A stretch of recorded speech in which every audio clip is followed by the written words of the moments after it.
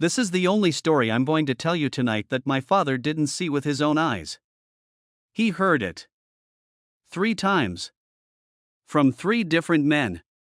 Over the next 20 years. And every time, the story was a little different. This is the version that stayed with him. Take it the way he gave it to me, as a story. Late October, 1971. Seattle. The week of Linda Lee's stepfather's funeral. Bruce was in town for 4 days. He stayed at a hotel near the airport one night, and at his mother-in-law's house the next 3. He ate dinner at Tai Tung at least twice that week.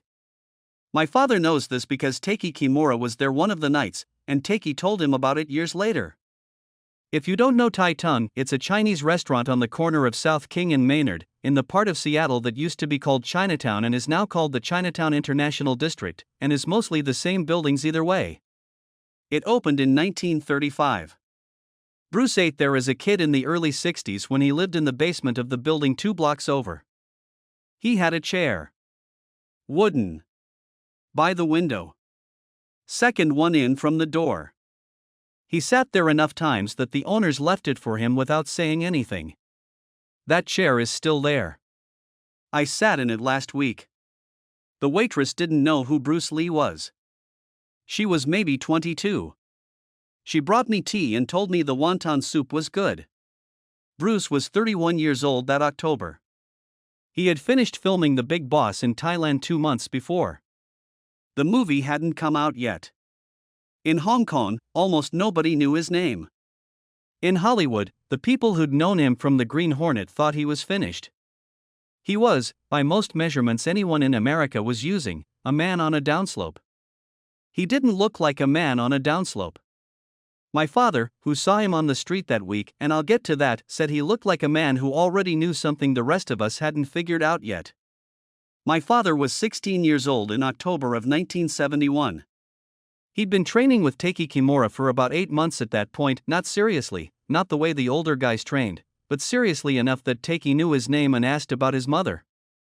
He worked weekends at a gas station on Rainier Avenue. He had a 1966 Chevy that didn't run half the time. He was, by every measurement that mattered to him then, a kid. He saw Bruce twice that week. Once on Maynard, walking out of Tai Tung with a paper bag, leftovers, my father said, which he thought was funny because at that age he didn't think movie stars took leftovers home. The second time was in the parking lot of the funeral home on Boren Avenue, 2 days later. My father was driving past. Bruce was standing outside, smoking. My father said he wasn't sure it was him until he was already past, and by the time he turned around, Bruce was gone. Neither of those was the night I'm telling you about. The night I'm telling you about, my father was at home. Doing homework. Or pretending to. He didn't see anything. He heard about it the next morning at the gas station from a man named Frank, who'd been at the bar 2 doors down from Tai Tung, on the corner of South King and 6th. The bar doesn't exist anymore. It was demolished in 1994 to make room for a parking structure. I don't even know what it was called. My father called it the King Street Place. Frank called it Eddie's, which might have been the bartender's name and not the bar's name. I'm telling you this because I want you to understand, even the easy things about this story are not easy. Even the name of the bar is gone. What everyone agreed on is this. There was a bouncer at the door. He was a big man. Not tall, 6'1", 6'2", somewhere in there, but heavy. 380 pounds, my father said. Frank said. Taiki later said 350. The third version, which came from a guy named Donnie who told my father about it in 1986 in a parking lot in Tukwila, Donnie said 400 even. I'll give you the average. 376. Call it 380. He was a big man. That's what matters. His name, in 2 of the 3 versions, was Walt. In the third version he didn't have a name. He worked the door at that bar 4 or 5 nights a week. He'd been a wrestler in high school, somewhere in eastern Washington. He'd done some boxing in the army. He was, by all 3 accounts, the kind of man people did not test. The kind of bouncer where guys would walk 3 blocks out of their way to drink at a different bar. Around 8:30 at night, Frank said 8:40, Takey said 8:15, Donnie didn't know Bruce walked out of Tai Tung. He was alone. He was carrying that paper bag. He was wearing a brown leather jacket and dark slacks. He turned left on King Street, walking toward 6th, where his car was parked. To get to his car, he had to walk past the bar. Past Walt. I want to slow down here, because the next 4 seconds are the entire reason I'm telling you this story. Walt was outside the bar, standing on the sidewalk. He was, depending on which version you trust, either smoking or just standing. There was a small group of men near him. 2 or 3. Drunk. Not customers. Friends. Or guys who hung around. The kind of crowd a bouncer keeps at arm's length. One of them said something about Bruce.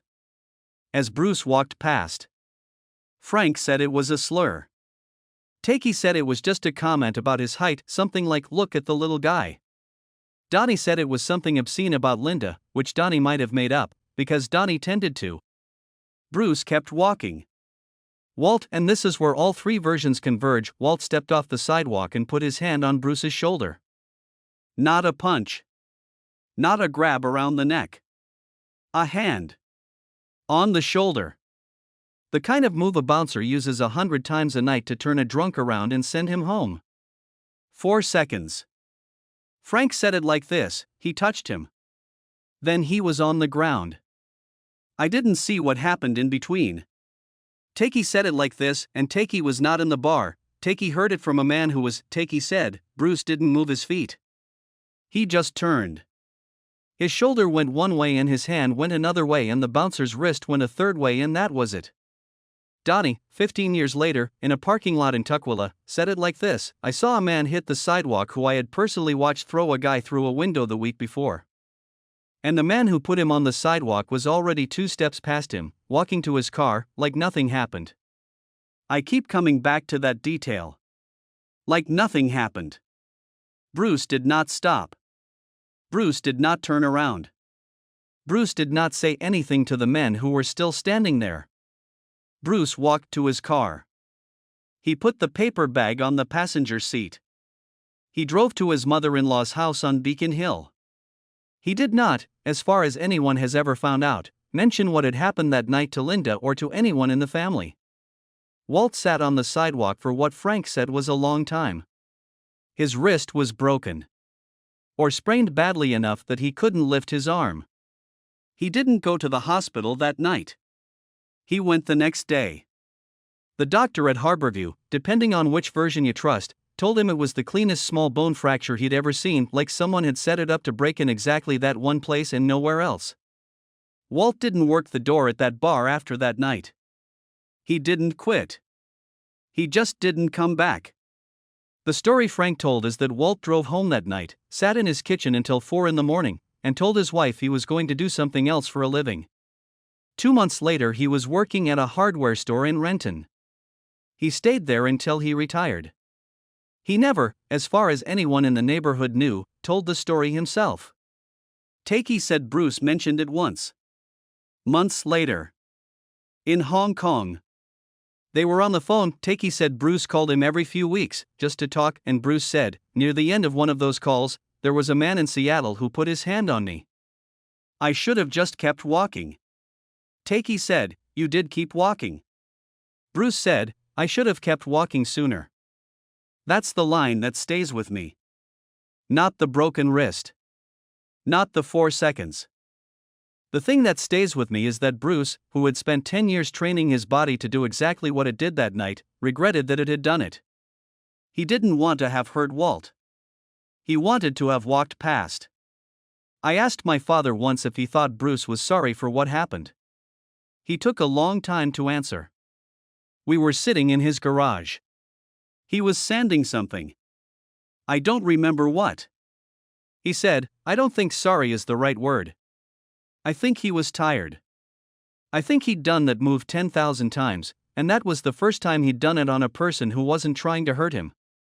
Walt wasn't trying to hurt him. Walt was just being a stupid bouncer with a hand on his shoulder. And Bruce broke his wrist because his body did what his body does. I think that bothered him. For a long time. My father went back to sanding. I sat there for another minute. Then I asked him, "How do you know all this? You weren't even there." He didn't look up. He said, "I wasn't there. But I worked at a gas station for 2 years, and 3 different men who were there told me about it on 3 different mornings. Frank told me first. Then Takey, when I started training Sirius. Then Donnie in '86, who didn't even know I knew the other versions. When 3 men tell you the same story 15 years apart, and the only thing that changes is the bouncer's weight, you start to think the story is real." I drove past the corner this morning. Where the bar used to be. There's a parking structure there now. Concrete. 5 stories. I parked on the street and walked across to Tai Tung. The chair is still by the window. I ordered tea and wonton soup. The waitress asked if I'd been there before. I said yes. Many times. She said the soup is good. I said I know. I sat in the chair for a long time. I thought about Walt. I thought about Bruce walking past with a paper bag full of leftovers. I thought about my father at 16, hearing about this for the first time at a gas station from a man named Frank, and not knowing yet that he would hear it twice more in his lifetime, each time a little different. My father is 70 this year. He still goes to Tai Tung sometimes. Not for the chair. For the wonton soup. He tells me it's the best in the city. I don't know if that's true. I think he just likes that the place is still there. He said something else about that night. The last time we talked about it. He said, Bruce won that fight. And he wasn't happy. That's the part nobody understands. I think about that. About what it costs to win something you didn't want to fight for in the first place. If you've made it this far, thank you for sitting with me. I make these as carefully as I can. If you want to know when the next one is here, you can subscribe.